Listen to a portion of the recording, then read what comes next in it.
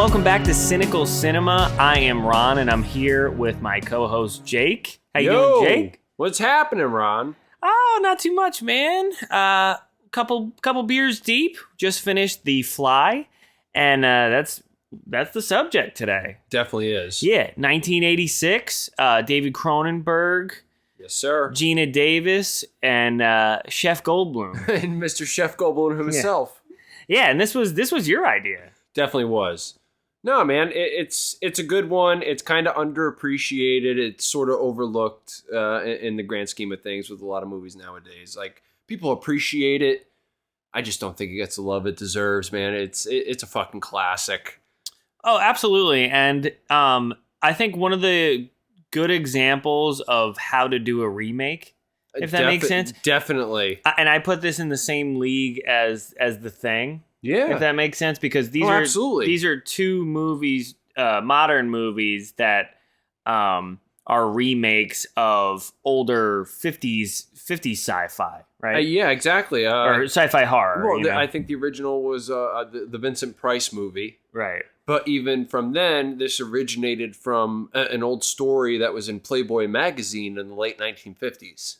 Really? I didn't know that. Yeah, so it was a short story in Playboy magazine, and then I think they sold the rights to it, and then that turned into what inevitably became the Vincent Price movie. And I think it was one of those typical situations where if they didn't make a movie within a specific allotted amount of time, that they would lose the rights to the movie. Right. And so they were kind of put in a corner. And a random producer approached Fox, or who worked for Fox, and kind of set everything up. And the original director, who was supposed to be in on the movie, was making the movie. There's something happened in his family or some shit like that, like his daughter died. And so he didn't make the movie. And so it was about to be basically scrapped again. They weren't going to make this movie until they approached Cronenberg, and he finally agreed to do it. I think that's kind of at least it's not everything. It's the premise of what happened with the original production of this movie. Interesting. Yeah. So I kind of want to do something a little bit different with this podcast, because we kind of just start right off and just start talking about what we liked or didn't like about some things. Sure. You know, like we did Prometheus, we did a couple other movies. I just want you, because I feel like you know your stuff when it comes to this movie in particular. Just a good one. Just give a brief rundown, basically, about A synopsis? Yeah, just kind of like a rundown, just for, I don't know, maybe someone that's never seen this. I mean, I feel like you probably should watch the movie before you see this, but probably I would say do it anyway. I mean, all right. So you have Gina Davis. Yeah. Jeff Goldblum falls in love with Gina Davis. Which I think they were actually dating when this movie was in production at the time. So there is that aspect to it. But weird dude falls in love with woman. Woman has a relationship with guy from publishing house, apparently, or some shit like that. Doesn't like Jeff Goldblum. Jeff Goldblum has a accident involving his teleporter. You know, that's happened to plenty of people out there, I'm sure. Oh, God. I mean, we've all been there. We've all been there. You know, Fly gets in there. It doesn't know how to reconcile the information being, put in the pure information of this is Jeff Goldblum, this is a Fly, and how do you produce that in Telepod, 3 or C or however the hell it's described in this movie. And him basically trying to deal with the consequences of this shit. You know, he gets drunk, he makes a mistake, and it's the last half of this movie is him dealing with the consequences of getting drunk and making a mistake. And that it's a really simplistic movie. It's not overcomplicated at all. Story of my life. There's not a whole hell of a lot of exposition, like in terms of how everything is happening. But I think that makes it flow a little better. Definitely honestly, does. You know what I mean? Because it's paced really well. I think.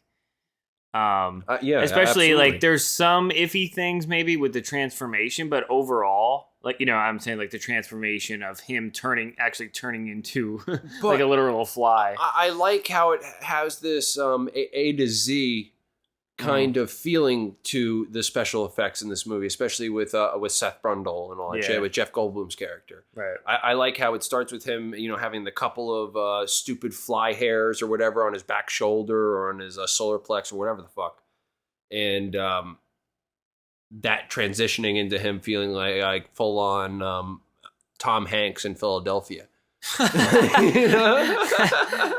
Yeah, because right from there it does go pretty hardcore. Yeah. And I mean that's if anybody's listened to the District 9 podcast that we did was that like a month ago? Shit. Already? Yeah, at least a couple months.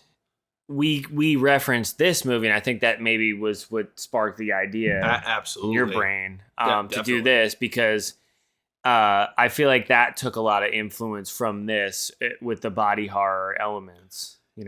Even a lot of the body horror that happens in District 9 feels like a Cronenberg movie. Mm-hmm. It's pretty much verbatim, or it's just out of that whatever. Yeah, and I feel like that was obviously like an intentional. It was a nod to this. Definitely. I would say. Not shitting on Blomkamp for that. Yeah. Now, what did you think? Did you think anyone could have played this role of Seth Brundle? Yeah, I'm sorry. Let me rephrase that. Do you think nobody else could have played this role other than Jeff Goldblum? Like, was this perfect for him, or could you see it with other? You know what I mean? I'm sure I could see other people playing this role. Yeah, but it wouldn't have the same, the same cadence, the same presence that somebody like Jeff Goldblum kind of has with this movie.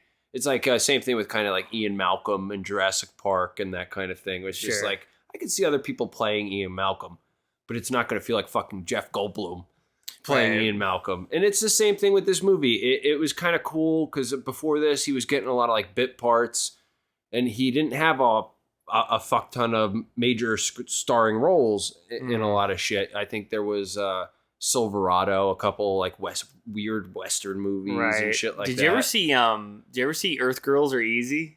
I may have. I don't remember off the top of my head. I forget the three of them, but I know it's Jeff Goldblum. I want to say one of them's Jim Carrey. I could be wrong. It's been a while since I've seen that movie. But they're like three aliens, and they come to Earth, and like I forget the plot of the fucking movie. It's like they all like the same girl or something. It's a weird movie. Look that one up. But I'm pretty sure Goldblum is he's one of the aliens, which is just like it's so weird, man. Like movies back in the day were like it's unsettling.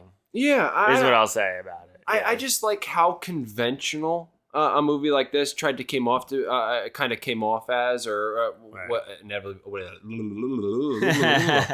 a movie like this really kind of was, because it was typical 80s bullshit. Yeah, you had the romantic nonsense, just trying to establish relationships between all the characters, which is kind of like any other movie, but this was done in a very specifically 80s way in my eyes. And so it's kind of notable. And then just the first hour of this movie into the drastic shift into the last hour of this movie. Right. And it tonal shift, a genre shift completely. Mm-hmm. It literally goes from like a romantic drama into a full-on body horror movie. That's like the Predator formula, where it starts off as this military macho movie, right, and then it morphs into like a science fiction movie / horror movie, and you're like, whoa, completely shifts. That was cool, and that's one of the things. Imagine seeing these kind of movies in the theater, where back in the day, you don't really know a lot about the movies beforehand, and you go in and you're just totally surprised by everything that happens. Like, I wish we could get that back now, because now you kind of know everything that's going to happen. Well, that's exactly. I just feel like directors, writers. I think Cronenberg actually wrote this movie, or he did a treatment on this movie. There was an original write on the script for the original director, and then it got into Cronenberg's hands, and it needed a rewrite, and he ended up writing it or doing an incarnation that pretty much became the incarnation that we saw, right, that he created. But they put more thought into shit. Like there was this time where Gina Davis and Jeff Goldblum were on their first date. Mm-hmm. In the movie, and he's kind of normal Seth Brundle, and they establish him as a character, especially in a relationship with somebody or to his counterpart in the movie, Gina Davis. And then later on in the film, when he goes through the telepod and he gets fused with the fly, they have that same thing, that dinner scene, but it's him going through the metamorphosis, and he's just not right, and he's just pouring one spoonful of sugar after another into his fucking cappuccino or his fucking espresso or whatever the hell he's drinking, and just how much more bizarre and inhuman and just fucking frantic and he's just a fucking odd dude at that point in that movie. I don't know. It's just interesting. Like, they actually tried to write a story back then. It's not like now. Right. And it's very, I like that scene because this is before any sort of like real transformation happens. Yeah, it's just this subtle thing. But at the same time, you're getting anxious while you're watching that. Because you're like, he's doing it again. And she's looking at him like, what the hell is going on? She's looking at him like we are as a viewer. It's just like, dude, this motherfucker's literally, you want some fucking coffee with your sugar? Holy shit. Yeah, right. You know, but we know what's going on, obviously. I don't know. They actually tried back then. And definitely. And we were talking about this before because we watched it again. You know, we rewatched it together. And I feel like, and a lot of people have said this too, but it's so true. Like, back in the day, I just feel like movies were so much better because they had a specific budget. They had minimal things to work with, you know, maybe just especially in this movie, just a couple locations. Absolutely. Yeah. And it's like, it gives the filmmakers a chance to be more creative. They have to be. Well, exactly. It's like, I have to step up, be a little more creative with some of the shots, like how we're going to do, like, for example, how we're going to make him crawl on the walls. Exactly. Yeah. Well, it forces you to be more creative. Mm-hmm. Exactly. And I think that worked for the best for movies back in the day. And I think a lot of my favorite movies come from that school of thinking, you know, like Evil Dead 2, like the Jaws, classic example. Jaws, you know, like a lot of those types of movies where they didn't have the technology at their disposal to just put whatever they want and have it be computer generated or anything like that. Like, they had to think of a physical way. Yeah. You know, it's just, I don't know. It's definitely fucking interesting. And Cronenberg is one of the progenitors of not only like the body horror type of thing, but like of just practical effects in general. Sure. You know, he tons of shit with him. And and the thing that I like about this movie a lot is obviously I would say it leans more towards horror, but there's also like just the look of the telepods or whatever are really cool in his apartment, and that lends itself to more of a sci-fi feel. So it's like, I always like the fusion of those two things. Well, absolutely. Well, what's also cool about that is it has this the telepod specifically, or it was a Cronenberg idea, and it was actually a reversed image of I think a late 1970s Ducati engine, like off of some of those old crotch rockets and shit like that. It was just literally a reverse motorcycle engine. And I just like the ability of somebody like Cronenberg to take something practical and something you see in everyday life and turn it into something that might be futuristic or might be perceived as, I don't know, like just sci-fi. Like, it just has this thing about it. But he's such an oddball because he's so practical. You know, like, he'll take something like that. Yeah, it's great. But I love that. And I love, one of my favorite things is like, I don't know how to describe it. It's like retro futurism or something where it's, right. I love that in science fiction movies. Like, you know, obviously, I don't know, I'll just say example, like the Voight contest. Okay. In Blade Runner. Oh yeah. I love that. It's like this little like suitcase. He brings out all this like weird little gear. Oh yeah. And obviously, we're living in the future, I guess. Pretty much. You know, we're a couple years after Blade Runner actually happened. So, but it's cool. Like it's almost like that. People imagining some of the tech that is going to be used in the future is somehow cooler looking than some of the stuff that we have now, like in real life. Yeah, I don't know. It just looks cool. The whole aesthetic is cool. I just like the idea that some of the movies like Blade Runner and a handful of others, like they really took the speculative aspect of speculative fiction or what we know is really science fiction kind of to heart, and they actually tried to imagine what the next incarnation of something like telecommunication or mobility or anything like that. Like they just actually tried to be speculative about it and just try and be more focused on like the science fiction-y aspect of what speculative fiction is. And I kind of view something like Blade Runner as something like that. But even The Fly, it's cool. It's a really simple premise. You know, teleporter goes wrong, fuses him with a fly, and boy, is he fucked. Right. And that's really the entire story of The Fly. And that's what I love about this movie. I know. It's fucking great, dude. It's obviously very watchable. If you haven't seen it, fuck. Yeah. Take the time and watch this movie. Well, that's kind of what another aspect of doing these where we're going to look at some older science fiction movies or some older horror, whatever, just any genre-based thing. Sure. Yeah, we're hoping to get some other people to check these out. Well, if you haven't yet, that'd be cool. If it's not just a review, it's a recommendation. Exactly. And I do a couple things. I probably only have like 6 videos, but I'll do a Ron recommends, Yeah. And I'll talk about something I like, whether it's a book or absolutely. a movie we don't give away all the plot points. Like you're not completely ruining the movie. No. But for the most part, most good movies can be summed up in only a few sentences. Yep. Okay, so now's the time where we gotta say what we're drinking. Oh, you're back to Guinness. Oh, am I? No, not this time. No, not this time. Holy shit, my bad. You're drinking a Blue Moon. Blue Moon. Is that the only other drink that you? No, I like beer wise. I explore in terms of beer. Like I'm not that pig. I am piggy. I'm super piggy. But like, yeah, well, I kind of lend myself to only a couple of things. It's typically Guinness, but during the summer it's super hot. I'll switch to something with it makes sense. A little something else to it. And Blue Moon Belgian is white, bro. Dude, you can't beat Blue Moon. It's delicious. I like when someone says, if I don't know a beer and someone says, oh, it's like Belgian something, I'm like, yeah, it's probably good. It's probably delicious. And I'm drinking a Truly seltzer because my kid turned 1 and we have a bunch of leftover booze. So this was on the wagon. Yeah. This was like what's it called? We had a bunch of seltzers and we had a bunch of beers in the coolers and everything.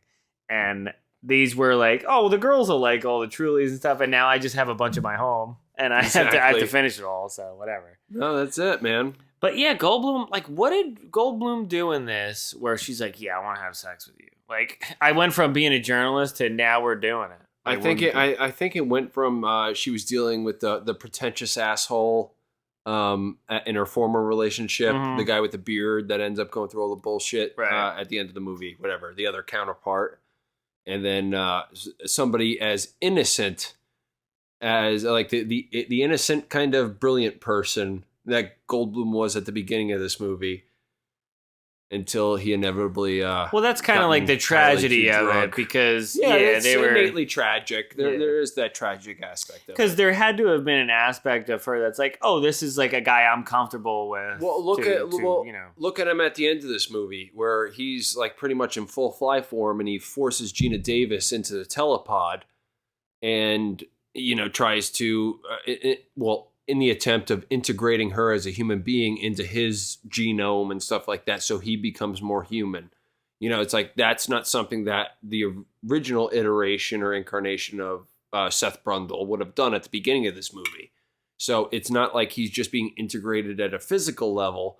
The Fly is integrating with him at a psychological level as well. Like he's not quite human anymore. That's more cold-blooded. It's animalistic. Like somebody like him at the beginning wouldn't think like that. And he does that really well with his mannerisms. He's a great actor. Yeah, he's cool. a great actor. A dinosaur. The dinosaur bones. Yeah. He was great. He's Malcolm, bro. I love that movie. Very unique guy, Jeff Goldblum. Well, that's exactly it. So it's the Mitch Hedberg effect, where it's not always just what it's about, it's how it's about it. Yeah. And he's one of those actors where it's just like, well, what's being delivered is good, just like Mitch Hedberg did. Like his jokes were fucking fantastic, but it was the delivery of those lines. Sure, yeah.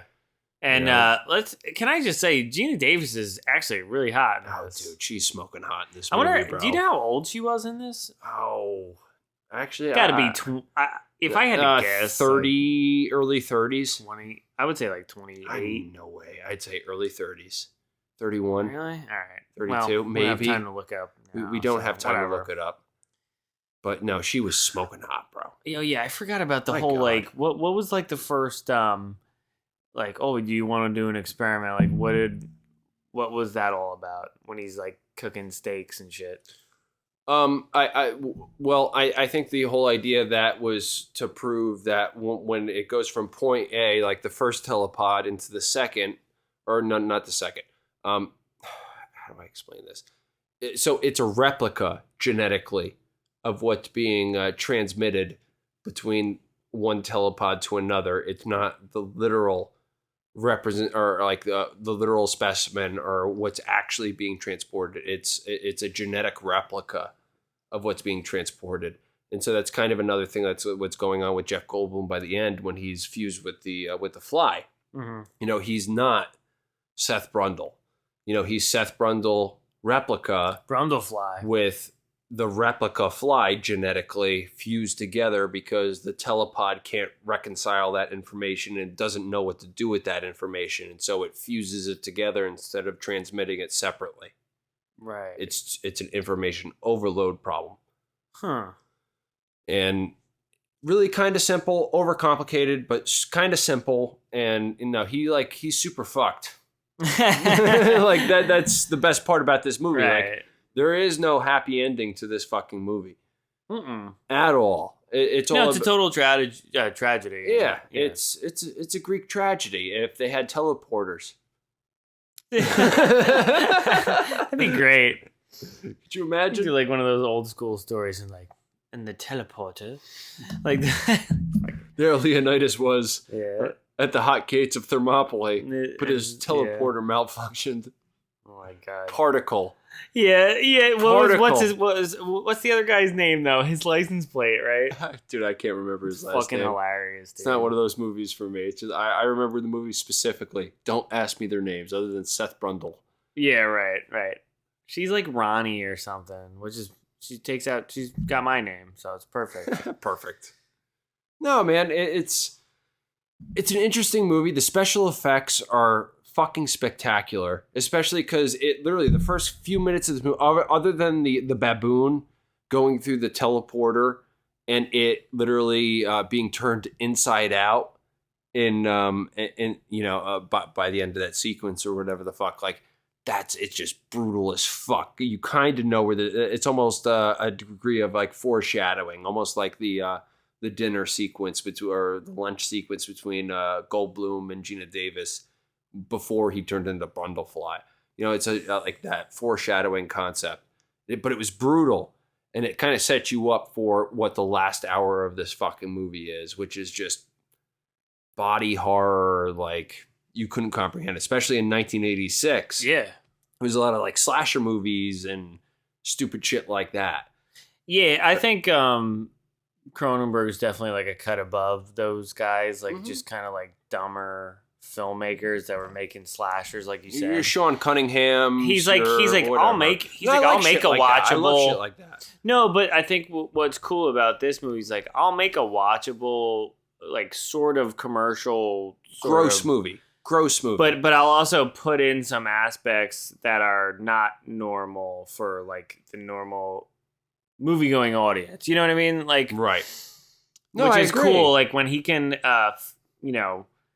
put that together in a way that's sort of, I don't know, mainstream, if that makes sense. Yeah. But also totally add in some elements that are a little like out there. Yeah, right. A little out there, a little uncomfortable, which is cool. And I think, I don't know, if I had to guess, it's like, this was probably like a big budget movie at the time, you know, like. Well, not really. It was a middling budget. You're right. There's only a couple locations. It was a Fox production, so they had a few $1 million to their name or whatever. Like they could film what they wanted to film. I think especially because the project got going again in the remake capacity by the production side of things. It's not like Cronenberg went out of his way to make a new Fly movie. He was approached. Yes, well, that's what I'm saying. I think it was, yeah, like not a big budget movie, but there was definitely studio notes probably that he was getting. And definitely. It was a bigger deal. Definitely. And I think what I'm saying is I think he worked around that pretty He brilliantly. navigated the fuck out of that shit. So he's like, all right, what can I get away with? Like, how can I make this cool, but also be like a mainstream movie that people go see? It's not, because like, I wouldn't say this is like a cult movie, because it's like, it's like somewhere in the middle. It's like somewhere in the middle. Yeah, it's in the middle but most people who grew up in the 80s, from my understanding, like, especially if I try and discuss this movie with people, 9 times out of 10, if they grew up in the 80s, they know exactly the movie I'm fucking talking about. Right. Like, but it is a cult it is a cult movie, let alone a cult classic. But like, the people who have seen it kind of love it. You know what I mean? But it's not one of those movies that people have, if they didn't grow up in the 80s or watching Cronenberg or anything like that, then they don't know what the hell you're talking about. Like, it is a cult movie. It's like Evil Dead.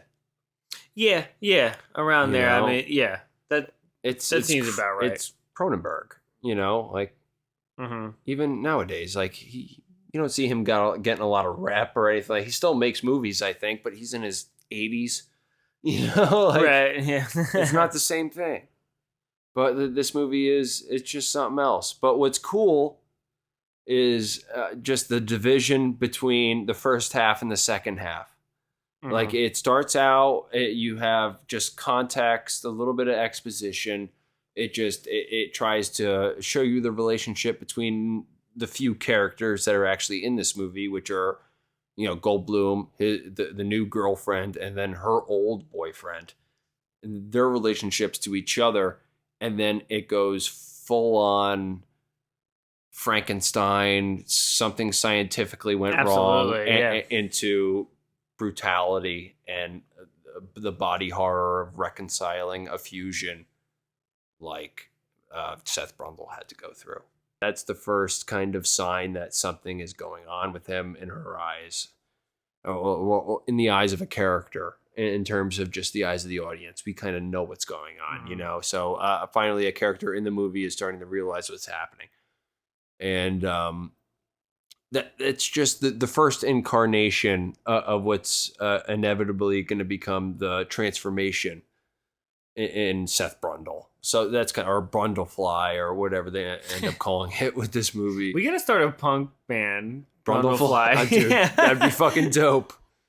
That'd be fucking dope. It's just, I don't know. It's his mind changes much more drastically than his body at first, I think, in my eyes.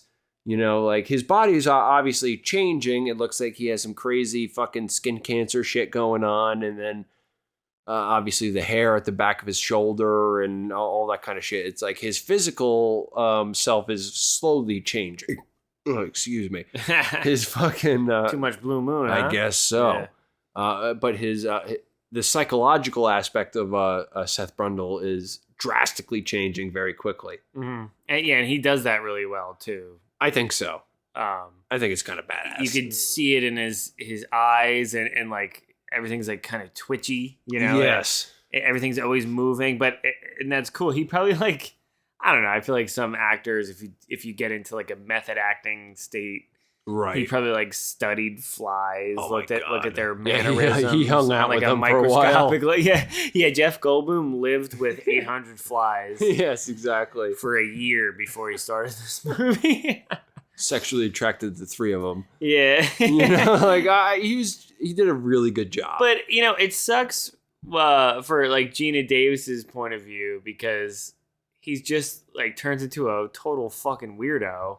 No, definitely, and she's like, "What the hell is going on?" But she's obviously the foundation of the humanity, or the human aspect of his part of the story. Right. Like, she is that human point of view to somebody who's experiencing this like drastic shift in their psychology and their physiology, which is kind of cool. And I don't know, which it's just funny to me because obviously it gets worse and worse and worse. But he's so analytical and he's a scientist or whatever in the story where he's obviously going through the process that he normally would to try and solve a problem like this as it's happening. And it's just not working out for him. No. Like he's looking for any other answer. It's like he plugs it into his computer. It's like whatever, the Telepod 1 and fusion with Telepod 2, and it pulls up this big image of a 3D fly or whatever. It's like I don't know, super wacky. Yeah. But here's the like the lesson that I learned from this movie is if you ever want to just have sex with somebody that looks like Gina Davis, all you have to do is just have a teleporting device in your That's true. apartment. I wish I had a teleporting device. And you show them around. You say, "Oh, I also have a telepod." Yeah, absolutely. What do you think? Fucking A. It's a great opening line. It's a great just kind of line to. Oh no, I totally agree with you. Sleep with Gina Davis. If I was trying to pick up Gina Davis, it would definitely be predicated on my having a teleporter. Absolutely. Yeah, but I mean, there's a lot of what you would call gross out scenes, well, right? Definitely. Then that's kind of one of the cool things about this movie. Like the last hour, it's just one gross out scene after another. It starts out simple. It starts out with you have hair where it's not supposed to be, and it's not quite supposed to be like this. That's slightly unordinary. It goes from the inordinary to fucking gross.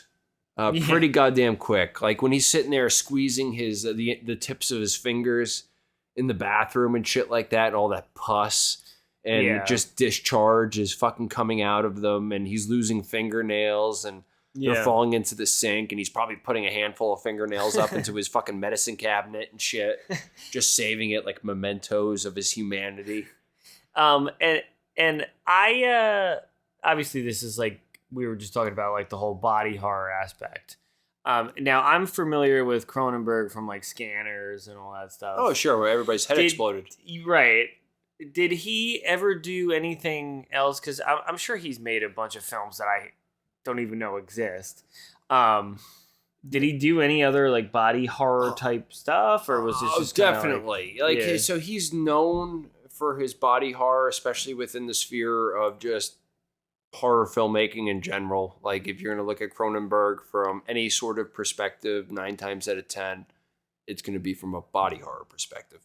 But I honestly, that's one filmmaker I can't sit there and say for sure. I don't know his whole catalog or anything like that. I'm not as well versed with Cronenberg as I am with some other people like David Lynch or Sam Raimi. Right. That's what I'm saying too, because like obviously I know him from this and Scanners, but I'm not, me like, too. I'm not pretending like I'm like I fucking know Cronenberg's whole filmography. He's been making movies for a very long time. I know that. But other than that, I can't tell you a whole hell of a lot of other ones that he's made that really strikes me. Other than again The Fly and Scanners. But that's a part of like kind of his golden age of films. Like there was this specific slot in the 80s where he was coming out with movies, and those are even to this day the movies that he is recognized for. Sure, and I mean that's how we know them, and that's why we're talking about this right now. Exactly. But and then what did you think about the whole like computer aspect of it? Because I feel like you were saying before. When we actually just sat down and watched it together. Right. You were kind of saying that was his way of doing the exposition without having people say it, like with dialogue. Right. Which is a cool kind of trick for the movie. You know what I mean? Or a cool kind of... Exactly. Yeah. No, that was pretty much the essence of what I was talking about too. Like there's no real way of going... So a lot of this movie... what they're trying to deal with the consequences of is something purely scientific, and it's pseudoscience. It's nothing that's totally real. It's fucking nonsense. And so the only way to go through any form of exposition of what's going on from that sphere of the film is by doing something like just putting it in like it's a human like Brundle, or at the end of the movie, Gina Davis's other bearded boyfriend that has his hand and his fucking leg removed for some crazy bullshit, and their interaction with the artificial intelligence and it putting it in a very simplistic way that in no way explains what the fuck is going on. For that aspect of the film, it's just like, hey man, we put something in teleporter A and teleporter B, and then get this shit, man, it's gonna go into teleporter C. Right. Fucking A. That is the science of this movie, man. And I mean, I've tried it and it just didn't work. Like, I tried it in my house. Fucking A. I created my own teleporter A and teleporter B, and I'll be damned, it didn't fucking work. Right. I know, it sucks. But yeah, but it does escalate in a really cool way, I think. Right? I do too. I definitely do too. Yeah. It's interesting. It's gradual. They kind of treat the story with respect, especially because it was such a simple story to begin with. Like you look at the Vincent Price movie, it's not nearly like this film. Like, no, and that's the cool thing, because like back in the day when you remade something, like you remade it. It was like, okay, well, I'm going to take the basic premise or whatever, and then I'm going to change it to my style of filmmaking or whatever. Nowadays, people just go, yeah, we're just going to do pretty much the same fucking thing. So could you... And just make it worse. Like, they didn't make a lot of remakes back when this movie came out. No, I know, that's what I'm saying. But could you blame this movie for the production companies, or a movie like this, for the production companies' complacency with making remakes, especially nowadays? Or was this simply a good remake? It's just a good remake. I think so too. That's what I'm saying. I do too. Yeah, it's just like, this was back in the day when there was like, all right, I know this was already a movie called The Fly, but I'm gonna add my own artistry to it. It's gonna be pretty much completely different. He made it his own. Exactly, and that's the same thing with The Thing. Did the same thing. Yeah, and people don't do that nowadays, because I feel like, I don't know. I think it gets worse as technology gets better with all art. Like, you have to think of Star Wars. Don't get me fucking sick, Jake. Yeah, real funny, dude. Get me started on that. Yep. Go ahead. No, but honestly, like, really think about it. Think about all these composers that were like composing fucking symphonies and shit all the time. You know why? Because they didn't have fucking iPhones, and they didn't have TVs, and they didn't have all these things that fucking distract you from sitting there and thinking about cool shit and letting your mind work how it's supposed to work. Right. You know what I mean? Like, actually, and it kind of sucks. It kind of sucks that now, like, we've just been so dumbed down with technology, and we're so distracted by things, where I feel like a lot of people don't make good art anymore. No. And it's just as simple as that. Like, it's true though. No, I totally agree. Because it's like, oh, let me sit down and, like, I don't know, get some inspiration or something. It's like, no, because you're going to be distracted by 5 different things just in your living room. No, you know what I mean? Literally. And you have to kind of shut yourself off from that, and you kind of have to like even with this movie, I bet you it's like, all right, we have this apartment to work with, and then we have like 2 other locations. Yeah. So all he had to think about was just like very simple. Yeah. Like a very simple backdrop, and then it's like, all right, how can we be as creative as possible with this? You know what I mean? Yep. And that kind of drives you to do some cool shit, because like a lot of the practical effects are really fucking cool. They're amazing in this movie, dude. Like, oh my god. No, there's something about it. There's a charm to it, which I think comes from it perhaps being an 80s movie with a limited budget, which is kind of cool. There's always a charm to that shit that could be attributed to something like Friday the 13th. Just the whole Sean Cunningham thing, although he's kind of a hack or whatever. Just, they only had so much money to work with, but they still made a functional movie. John Carpenter, very similar. Yeah. Oh, yeah. Very limited budget, but I'll be damned if he didn't make a watchable goddamn film. Cronenberg was very much the same way in my eyes. It was just one of those things. He made a handful of classics in the 80s. That's for damn sure. Yeah, man. But really good. I don't know. There was something about The Fly that I think it set it apart from the rest of his films back in the 80s. At least the ones I'm more familiar with, like Scanners or like I would say Scanners is famous for like that scene. Yeah, that's. Yeah. But I feel like this one is slightly more popular, I guess, in his canon. For obvious reasons. It's a more fleshed out film. Right. It really is. Like you have a lot of heavy hitters in this movie, dude. It does suck you in right away, even though obviously it takes a little while to get going. But I think Gina Davis actually really sells all this stuff, like because you have a likable, she's female super hot, and yeah. she's also a good actress, exactly, or whatever. Get the best of both worlds. Like she's super good at what she does. She's a classic in everything back then. Fucking Beetlejuice, Thelma and Louise, I think. Right? League of Their Own, yeah. Yeah, League of Their Own. Like, dude, she was fucking she was hot. It is what it is. I definitely remember. Nostalgic as fuck. Madonna was horrible. Well, fucking. She's just but like Gina Davis was super hot, bro. And in this movie, super hot as fuck. But she's also your human point of view, especially at the last half of this movie, where like he goes from being weird Tobey Maguire, I just realized I had Spider-Man powers character, to the horror kind of movie character, like full on Tom Hanks in Philadelphia, whatever, like just totally degenerating as a character. Like this could almost be perceived as something like a 1980s AIDS metaphor, Yeah, possibly. I don't know. But that's the great thing about this, is like you're interpreting. It's kind of what it is. Like it's a man in a relationship with a woman that he wasn't quite familiar with. He's getting into this relationship, a mistake happened, whatever, and he gets AIDS and he degenerates as a person, and she doesn't know how to reconcile that.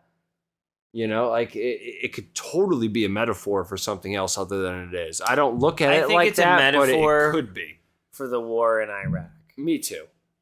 Even though that didn't happen at this time yet. Perfect. But I still think it is. Perfect. Yes, I just reading into shit that makes no sense. That'd be great. I think it's a metaphor for the Iranian hostage situation in the late 1970s. And then you're like, what? He's like, I made a movie. He just turns into a fly. Just fuck up. That's it. It just turns into a fly. Like, don't look into it too much. Yeah. No, but it's interesting. Like, he presents her with the opportunity as a scientist, knowing like what he's doing for science in general, even though it's destroying him. Like, it's like, hey, document this. Record me. This is what's going on with me now. This is what's going on with me now. And even at the beginning, they got into a relationship because she's a journalist and shit like that. And he's trying to, he showed her what he was up to. He figured out teleportation, and she was super into it. And now it's kind of that situation on steroids, and she can't handle it. Mm-hmm. I don't know. It's a super odd movie. There's a lot of foreshadowing, but a lot of the focus with this movie is the special effects and the acting in general. Like Jeff Goldblum is great, Gina Davis is great. Like that doesn't have to be said again. Yeah. But like the special effects, dude. Like just the stages. He goes from just the stupid shit on the back of his arm to slowly degenerating over the rest of this movie. The nails falling off, then the teeth falling off the ear. It's fucking awesome. Yeah, into the fucking prawn. And then he turns into at the end of this movie. Oh yeah, but it's fucking great. It's really cool, and it's like people say this all the time, but they don't make them like they used to. They don't like exactly. It's just so good. It's pure. Everything is real. Everything you're seeing is real. It's just one of those rare cases of somebody trying to tell the best story they could. Yep. Which is with the minimal shit that they have. Resources. Exactly. The minimal amount of resources. It's so cool. You know? Every time someone says Ronnie in this movie, by the way, when they were like saying, I'm like, what? All right. Like, you talking to me? I still think they need your scene in this movie. Do Jeff Goldblum. Well, you know when, all right, around. so you know when her ex-boyfriend, I guess, or whatever, was bringing her to the hospital, you know the guy that has her, right, like, wheeling her around? Oh, That's yeah. me. That's me. That is you? Yeah, that was me. So, I'm actually 84 years old. No, but you need that scene where you turn around and go, I'm the Fly. That's what I would have done if I wrote the movie. I am the Fly. What's cool and I is turn him into a superhero. The dream sequence. Oh my god! It's like, how can you make this the worst thing ever? Exactly. Well, the dream sequence for this movie, like where Gina Davis thinks she's having she's giving birth to basically a larva, right, of what would be, I guess, the amalgamation between Seth Brundle and the Fly, right. how her body would deal with that. Mm-hmm. It's actually Cronenberg. He's the what, gynecologist? Oh yeah, he's the gynecologist. he's like the surgeon. He had to worm his way into his own movie. Yeah. I mean, a lot of directors do You that. gave birth to this dildo. Yeah, yeah. You know? A lot of directors did that. They're like, I gotta be in my own. I think they're so heavily involved in their own movie, and they're making it the best they can be. And they're like, you know what? They're like, if I'm doing all this, I'm gonna I'm gonna be in this movie, bro.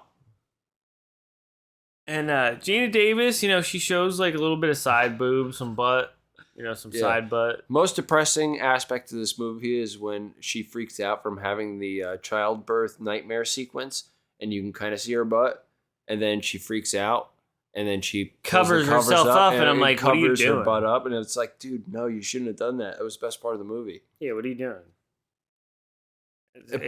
What's the that's the real tragedy of this movie. Yeah, that was the real tragedy. She shouldn't feel bad. Yeah, she has a nice butt, but how drastic everything goes. So like he starts out and being from being a person, dealing with the genetic differences or whatever, into him being on 2 crutches, and he has some like skin deformities and all that kind of shit. And then it kind of goes from 2 to 10 in that, or not really from 2 to 10, but from like maybe 3 to like fucking 8 or 9 with his transformation. And he's like full on fucking deformed, and his skin color is not right. Like it almost looks like, I don't know, like really super dry, fucking pulled taut. Like he is not a normal person at this point. You don't have normal flesh. Your hair is falling the fuck out. Your eyes are slightly too big. You're not walking right. Things are shifting in you, and it is not going fucking right, dude. You were just doing gymnastics 25 minutes ago, and now you are the opposite of gymnastics. It gets super crazy, and especially there's that scene where he's plugging shit into as kind of the Fly, when he's deeper into his transformation as the Fly, and he's going through the process of interacting with his computer, and he's thinking, and so he sticks his pencil in his mouth. He goes through the bullshit. Plugs in this, that, and the third. It's shit he already knows. Like, it's useless information. It's not going to save you from fucking dying. You're going to die when you're at that point. And he gets the end of interacting with it. He gets the answer he doesn't want to get, and he pulls the fucking pencil out. His fucking teeth start falling out onto the keyboard. He's like, fuck. Right. And then he takes those teeth, and then he goes into his bathroom, like he has been doing periodically, the same foreshadowing they've been doing honestly, there's a double for every scene in this movie. Like, there was a foreshadowing for something. Right. But he goes into his medicine cabinet, and it's all of the missing bits and pieces that have been happening over the course of his metamorphosis. Like, it's his lost ear, it's his fingernails. It's just crazy shit like that. I like that about this movie. It's fucking gross, And it's supposed to be, and that's what's unique about it. That's what's cool about it. And you know what's so funny about it though? Like he's doing horrible shit. He his personality changes.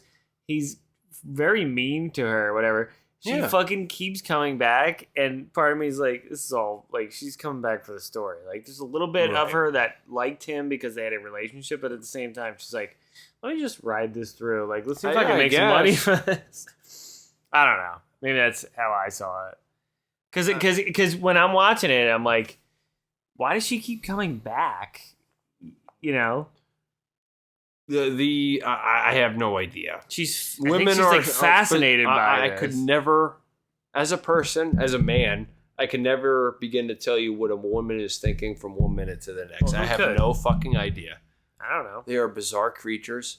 They are majestic too. You know, but they are bizarre, unpredictable creatures. Well, yeah. Let alone what they would be thinking if you were slowly transitioning into a fly. you know, like my God. But this might be an accurate representation of like what a woman would do if she would be super upset. Yeah, exactly. If her boyfriend turned into a fly. I mean, exactly. Yeah, I could see. I'm gonna text Kim right now and be like, "What would you do if I was like turning into a fly?" Well, no, that's exactly. I could see Slowly. your son coming up to me down the line, going, "Hey, what happened to my dad?" And I'm gonna be like, "Well, your dad, Ron, he was in a teleporter. And that fucked it up for your mom." he had something called a telepod in the living room. Exactly. Yeah. It's just a bizarre. And that's how him and your mother met. Exactly. And that's how he met your mother. No, There's a lot of crying going on. There's a lot of crying. Like she's crying all the time. This is exactly like my family life. It's just like girls are always crying. When she's not crying, she's pretty. It's like, and I'm like, Kim, it's not a big deal. I'm turning into a fly. Like you don't have to fucking cry about it. It's just like fucking relax. I'm gonna be fine.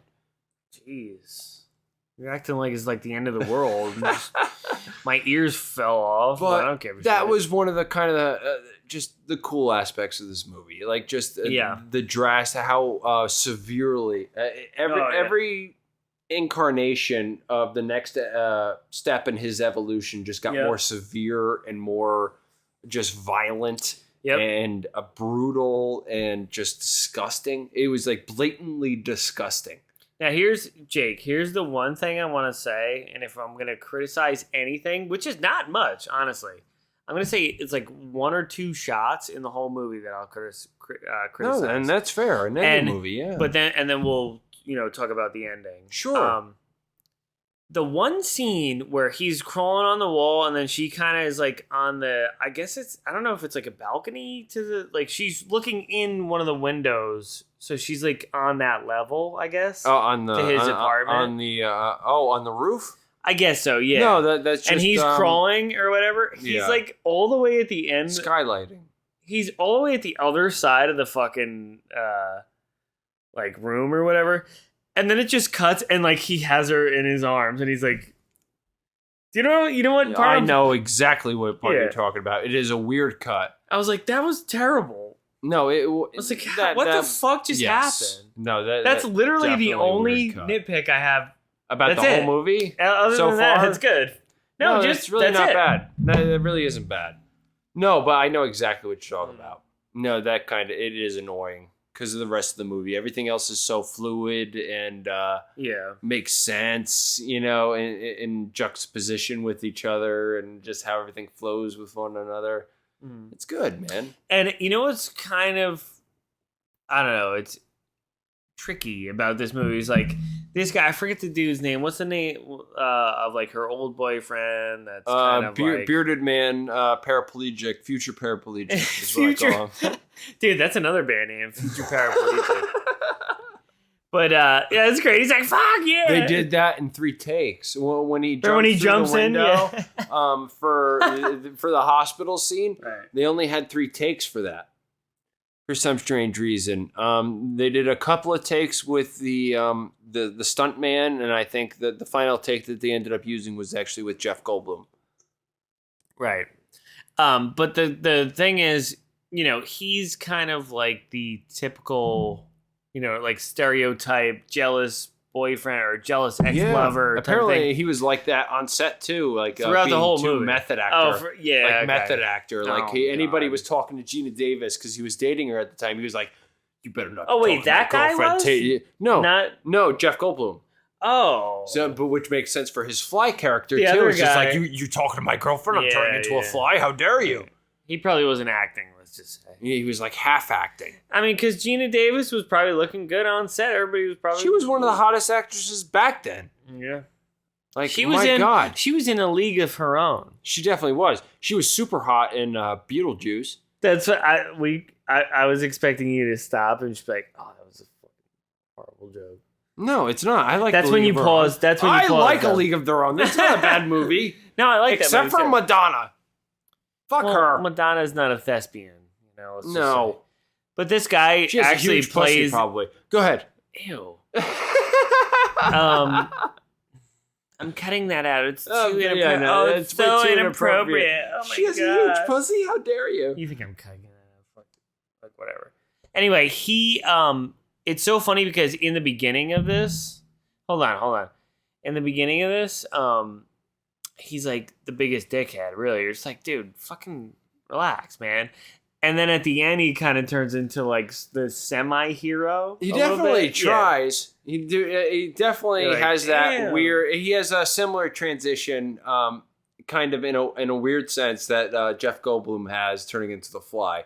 Like you don't want to like this person. He's set up in the 80 cents where you don't want to like this fucking person, and then all of a sudden, just because he has some human interest at heart, like he's just looking out for his ex, that sets him up for being a sort of hero, right, in this movie. But and that's a cool other thing too. It's like that's a different. It starts out as one thing, it turns into another thing. Like it's kind of like the whole theme of this movie. It definitely is. It's people reconciling their next step, or what is the next step in that person's evolution. So one of the really cool aspects of this film is the end of the movie, when it has this weird supervillain kind of build up where he was a good person, and this transformation is fucking with him in such a substantial way where he can't just deal with it, and he's more animal than human, and he's acting more just vicious. Then clearly his disposition or his who he was as a human was at the beginning of the film. It just whatever. It totally different person by the end of this movie, to the point where he was just more fly than human.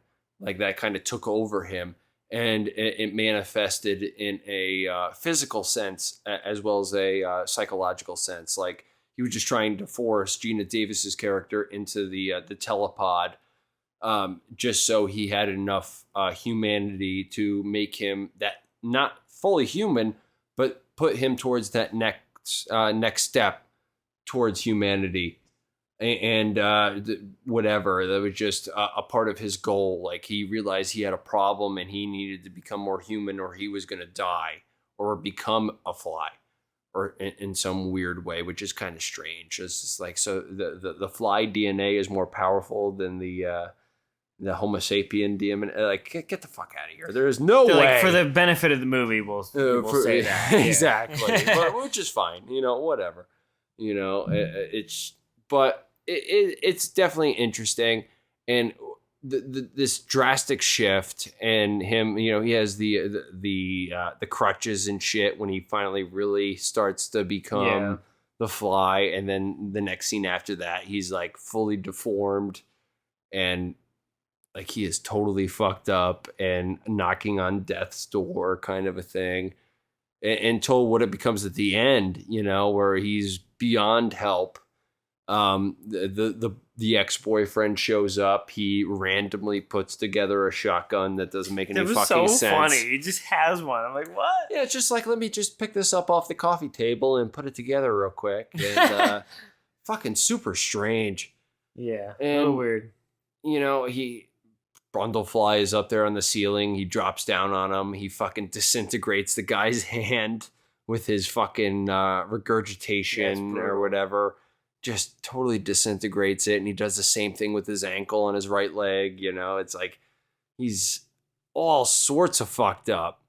Then he throws Gina Davis in the telepod to try and integrate her into himself to become, you know, the ultimate family, I guess, or something like that in his eyes, or which is just another excuse for him to, you know, get him more towards being human because he realizes that's what he has to do because that's what the computer told him to do.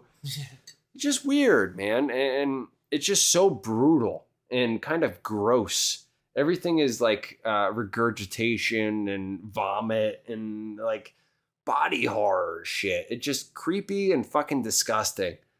And it's like that up until the last couple of minutes of this movie. It's Gina Davis from a human perspective, not so like a human in shock, like her ex-boyfriend or whatever, who just got all sorts of fucked up by the end of this movie. Yeah, and that was funny because he literally, his fucking hand and like his ankle got completely incinerated, right? Literally or like it's like acid. Yeah, that's what I meant, like disintegrated. And he's still like, this is the most unrealistic thing ever. He still has the you know, the will to get up with the shotgun. I'm like, dude, you'd be in so much shock, you just wouldn't know what to do. But anyway, like whatever, you know, it's a movie. But he should. So, yeah, you were saying, like, Jeff Goldblum pushes Gina Davis into the thing, whatever. And then he shoots one of the wires. The funniest shit, though, is, like, Jeff Goldblum's reaction. He's like, yo, it's not working right now. He's like, did you fucking unplug the Wi-Fi? The Wi-Fi's not on right now. Exactly. Fuck! He breaks out as the Fly. It's not even Jeff Goldblum. Like, his face is already crumbled apart. You know, like he is no longer Jeff Goldblum. He is Puppet Fly. Right. Brundlefly. You know, and I don't know. Like that's literally kind of where the movie ends. Like excuse me. The telepod wire is totally fucking shot. Like the process is destroyed. His plan is fucked. And he kind of realizes that, right, whether he's human or not. And then literally he fucking he tries to break his way out of the telepod, and he successfully does so because he has fly strength. I don't know what the fuck that means, but he has fly strength, and it means he has the strength of a fly. Perfect. I am the fly. I am the fly. Mm-hmm. And dude, he's super fucked. Like he doesn't get out of it in time. And instead of absorbing a fracture of what's going on in Telepod 1 and Telepod 2, it's just absorbing Seth Brundle as the half-fly and a piece of the telepod because it was the infrastructure was destroyed into Telepod 3. And so he ends up crawling out of Telepod 3 as an amalgamation of a piece of the telepod that fucked him up in the first place and Seth Brundle, or the Brundlefly. Right. And so it's just like, dude, but by the time he crawls out of the telepod 3 at the end, like he is like fucked. So fucked. And he knows it. Well, because it's morphed with the telepod, right? And it's like, that's when it gets a little crazy. Yeah, absolutely. And then he just literally crawls out of the fucking thing, crawls up to Gina Davis, even as upset as she is, super beautiful. Yeah. If he could talk in that moment, he'd be like, you want to do it one last time before you shoot me in the fucking head? That's what I would ask Gina Davis. And he's like, show me a nipple real quick and then shoot me in the head. I'm dead. He crawls up to her, you know, literally all sorts of fucked up, kind of like H.R. Geiger fucked up, where it's like just bio. Right. Yeah, you like that. I you love like all that that part. shit. Just by nature, man. Like there's just something about that. I just like that mentality. But he's all sorts of fucked up, and there's just something cool about this movie literally ending with Gina Davis. I agree. She doesn't want to do it, but she knows she has to. Yeah, you got it. And she just puts that fucking shotgun in his face, and she pulls the trigger. And then it's like, boom, done. And we joke around about that all the time where like something like that would happen in a movie. And then normally there would be like 2 other scenes after it. Right. It just fucking ends. It's great, It just dude. ends. It's so good. Roll the credits. He's like, that's it. His It's over. fucking head blows off of his shoulders as a monster. And then that is the fucking end of this movie. I love it. It's amazing end to It's this like, movie. yeah, sure. That's it. That's exactly how this movie should have ended. right. You know, like, because that's how it would have ended in reality. hysterical. There's no happy ending with this movie. No, it's like this guy fucking, I don't know, just got way in too deep with this weird fucking technology that he created. Right. And the only way to get rid of this whole problem is you got to shoot him in the fucking head. I mean, and that's as an American, that's how you treat problems like that you don't understand. I don't know. It's a bizarre thing, but it's an 80s movie. But Mr. But yeah, Ron, dude, fun. how do you pick. feel about this movie? Dude, honestly, all right. The last time, I was talking to you about this Sure. off air, Yeah, or a long whatever time you want to ago, say. Yeah. The last time I saw it was 2015. Kim and I watched it in our little apartment, you know, Mm-hmm. and liked it then. Liked it just as much when we did a rewatch. It's a fucking awesome movie. Great movie, right? Really watchable. The pacing is great. It's not too long. It's not too short. Like whatever. It's like the No. perfect amount of time. Sure. It's fucking awesome. You could tell that they didn't have a lot to work with, but they Right. made it work. Within the Right. confines. They had a lot more to work with in the script, maybe than Amazing. they did in a budget. Just really fucking solid fucking movie. Solid like sci-fi / horror movie. Fun movie. Amazing. One to watch with your girlfriend. You know, if I you get- like, yeah, you know, I it is guess. because the first half of this movie is kind of like a romantic drama type of Yeah, thing. you're right. And then once you get past that, then it turns into your movie. So it's one to sneak up on with your girlfriend. Yeah. You're like, it's just like a romantic comedy. It's Like not that it's just bad. like 2 people that meet like at work. They're like, it's a work relationship. Exactly. it's a romantic drama. It's just weird. You know? Yeah. But yeah, I had a really fun time revisiting this, and yeah, No, man.